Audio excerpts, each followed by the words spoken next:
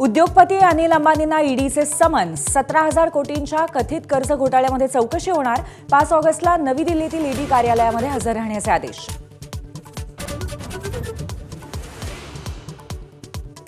वादग्रस्त वक्तव्य करणाऱ्या माणिकराव कोकाटेंना सभागृहातली ऑनलाईन रमी भोवली.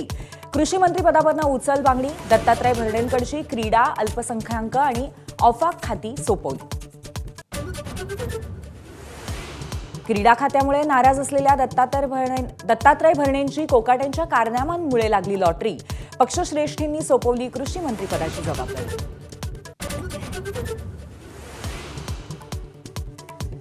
मातोश्रीवर जाऊन उद्धव ठाकरेंची भेट घेतल्यानंतर राज ठाकरे पहिल्यांदाच मनसे कार्यकर्त्यांशी संवाद साधणार. मुंबईच्या बोरिवलीतल्या मेळाव्यामध्ये काय भूमिका मांडणार याकडे लक्ष.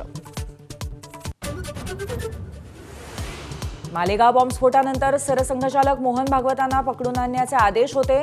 माजी एटीएस पोलीस निरीक्षक महबूब मुजावर यांचा गौप्यस्फोट. तत्कालीन तपास अधिकारी परमबीर सिंग यांच्यावरती गंभीर आरोप.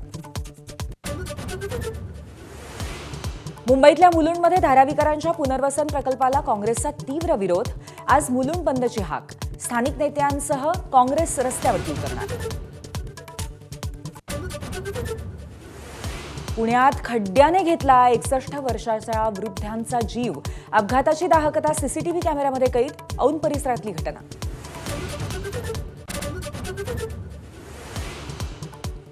भंडाऱ्यातल्या साकोलीचा मुख्य तलाव फुटला. शेतशिवारामध्ये पाणी शिरलं. साकोली ते चंद्रपूर महामार्ग बंद होण्याची शक्यता.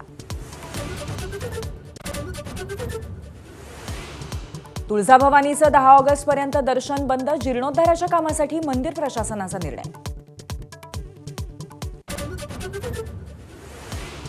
केंद्रीय मंत्री नितीन गडकरींचा आज लोकमान्य टिळक पुरस्काराने सन्मान. मुख्यमंत्र्यांच्या हस्ते पुरस्काराचे वितरण. दोन्ही उपमुख्यमंत्रीही उपस्थित राहणार.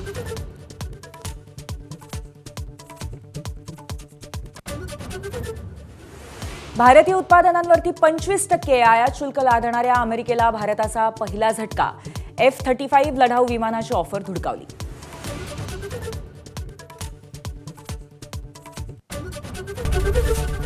एबीपी माझा, उघडा डोळे बघा नीट.